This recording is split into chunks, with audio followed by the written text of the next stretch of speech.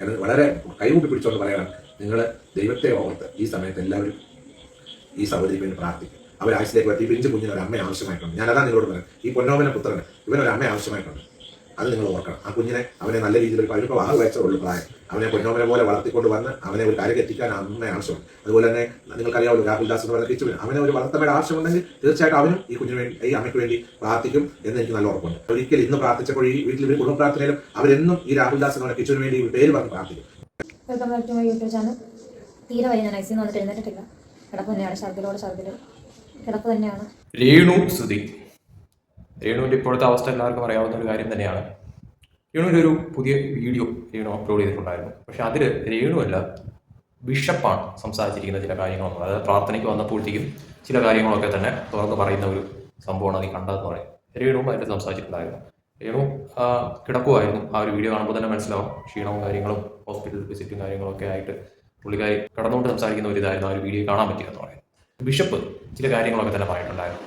അതിൽ രേണുവിനെ കുറിച്ച് പലരും പറയുന്ന കാര്യവും ബിഷപ്പിനെ കുറിച്ച് പറയുന്ന കാര്യമൊക്കെ തന്നെ.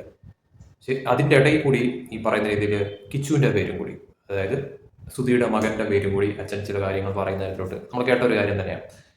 ശരിക്കും പറഞ്ഞാൽ ഒരു കാര്യം പറയാനുള്ളത്, നിലവിലത്തെ സിറ്റുവേഷനിൽ ഈ കിച്ചുവിൻ്റെ പേര് രേണു ഒരു വീഡിയോയിൽ പറഞ്ഞതിൻ്റെ പേരിലാണ് പിന്നെ അങ്ങോട്ട് പ്രശ്നം ഓരോന്ന് തുടങ്ങി. അതായത് കിച്ചു കാണാൻ വന്നിട്ടില്ല എന്നുള്ള ഒരു വിഷയം രേണു എടുത്തിട്ടാണ് ആ ഒരു പ്രശ്നം പിന്നെ വേറെ തരത്തിലോട്ട് പോകുന്ന തരത്തിലോട്ട് കാര്യങ്ങൾ മാറി. അന്ന് ആ ഒരു രീതിയിലുള്ള ഒരു സംസാരം രേണുവിൻ്റെ ഭാഗത്തു നിന്ന് വന്നിട്ടില്ലായിരുന്നെങ്കിൽ ഈ ഒരു പ്രശ്നത്തെക്കുറിച്ചോ ഇപ്പോൾ ഈ പറയുന്ന രീതിയിലുള്ള കാര്യങ്ങളൊന്നും എത്തത്തില്ലായിരുന്നു, അല്ലെങ്കിൽ പോകത്തില്ലായിരുന്നു. അതൊന്ന് ശ്രദ്ധിക്കേണ്ടിയിരുന്നത് രേണുവായിരുന്നു. പക്ഷെ പറ്റിപ്പോയി, പറഞ്ഞിട്ട് കാര്യമില്ല.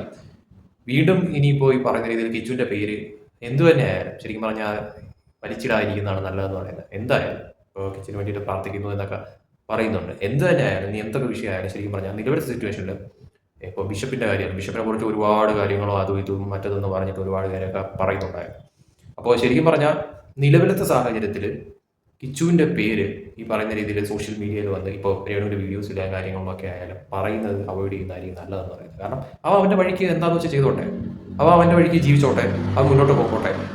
ഈ കിച്ചുവിൻ്റെ പേര് ഈ പറയുന്ന രീതിയിൽ ആവശ്യമില്ലാത്ത രീതിയിൽ എടുത്തിടുക, പറയുക, അത് സത്യം പറഞ്ഞാൽ ഒഴിവാക്കുന്നതായിരിക്കും എന്തുകൊണ്ട് നല്ലതെന്ന്. കാരണം ആ ഒരു വിഷയത്തിലാണ് ശരിക്കും പറഞ്ഞാൽ രേണുവിന് പിന്നും ഈ പറയുന്ന രീതിയിൽ ഒരുപാട് നെഗറ്റീവ് ഉണ്ടാകുന്ന തരത്തിലോട്ട് കാര്യങ്ങൾ മാറിയത്. അതായത് രേണു പറഞ്ഞ ആ ഒരു കാര്യം പണി കിട്ടുന്ന തരത്തിലോട്ട് കാര്യങ്ങൾ മാറിയത്. ശരിക്കും പറഞ്ഞാൽ അത് വീണ്ടും ഈ പറയുന്ന രീതിയിൽ വീഡിയോയിൽ പറയുക വേറെ കുറ്റക്കുറവൊന്നും അല്ല എങ്കിൽ പോലും ഈ പറയുന്ന രീതിയിൽ അത് പിന്നും ഒരു സംസാര വിഷയമായിട്ട് കമന്റ് സെക്ഷൻ തന്നെ നോക്കുമ്പോഴത്തേക്കും അറിയാം അതിൽ കിച്ചുവിനെ കുറിച്ച് പറയുന്ന പല കമന്റും ഞാൻ അതിൽ കണ്ടിട്ടുണ്ട്. അപ്പോൾ അങ്ങനെ ഒരു ചർച്ചയാവുന്ന തരത്തിലോട്ട് ശരിക്കും പറഞ്ഞാൽ ബിഷപ്പായാലും രേണുവിൻ്റെ കുടുംബമായാലും ഇനിയും ആ ഒരു തരത്തിൽ കിച്ചുവിൻ്റെ പേരെടുത്തിട്ടായിരിക്കുന്നതായിരിക്കും നല്ലത്. കിച്ചു അവൻ്റെ ഇഷ്ടം പോലെ ചെയ്യട്ടെ എന്തായാലും. അപ്പോൾ ആരെയും നിർബന്ധിച്ചൊന്നും ചെയ്യാൻ പറ്റത്തില്ലല്ലോ. അവൻ്റെ ഇഷ്ടം പോലെ എന്താണെന്ന് വെച്ചാൽ ചെയ്യട്ടെ, അവൻ്റെ ജീവിതം മുന്നോട്ട് കൊണ്ടുപോട്ടെ.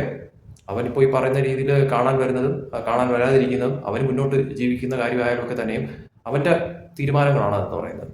അപ്പോൾ അതിൽ ഈ പറയുന്ന രീതിയിൽ എന്താ പറയുക, ആവശ്യമില്ലാതെ ഒരു എന്താ പറയുക കോണ്ടന്റ് ആയിട്ട് അത് മറ്റുള്ളവർക്ക് വിമർശിക്കുന്ന തരത്തിലോട്ടുള്ള ഒരു കാര്യം ശരിക്കും പറഞ്ഞാൽ വായിൽ നിന്ന് വീഴാതിരിക്കുന്നതാണ് എന്തുകൊണ്ടും നിലവിലത്തെ സാഹചര്യത്തിൽ ഏറ്റവും ബെറ്റർ ആയിട്ടുള്ള കാര്യം എന്ന് പറയുന്നത്. കാരണം ഇപ്പോഴത്തെ സിറ്റുവേഷനിൽ രേണുവിൻ്റെ ഈ ഒരു അസുഖത്തിൽ നിന്ന് റിക്കവറായിട്ട് വരുന്ന ആ ഒരു ഇതാണ് ഈ പറയുന്നവർക്കെല്ലാം തന്നെ മെയിനായിട്ടുള്ള ഒരു കാര്യം എന്ന് പറയുന്നത്. അപ്പം ആ ഒരു രീതിയിൽ രേണുവിന് വേണ്ടിയിട്ടുള്ള കാര്യങ്ങൾ ചെയ്യുക.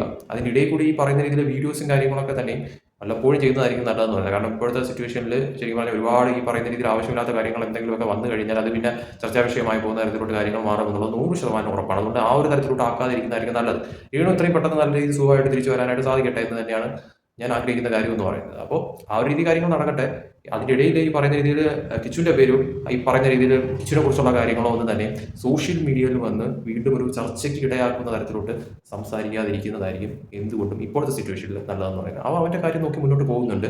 അവൻ ആ ഒരു രീതി അവൻ്റെ ഇഷ്ടത്തിന് മുന്നോട്ട് പോട്ടെ. ഈ പറയുന്ന രീതിയിൽ രേണുവിൻ്റെ കാര്യങ്ങൾ നല്ല രീതിയിൽ ആക്കി മുന്നോട്ട് പോട്ടെ.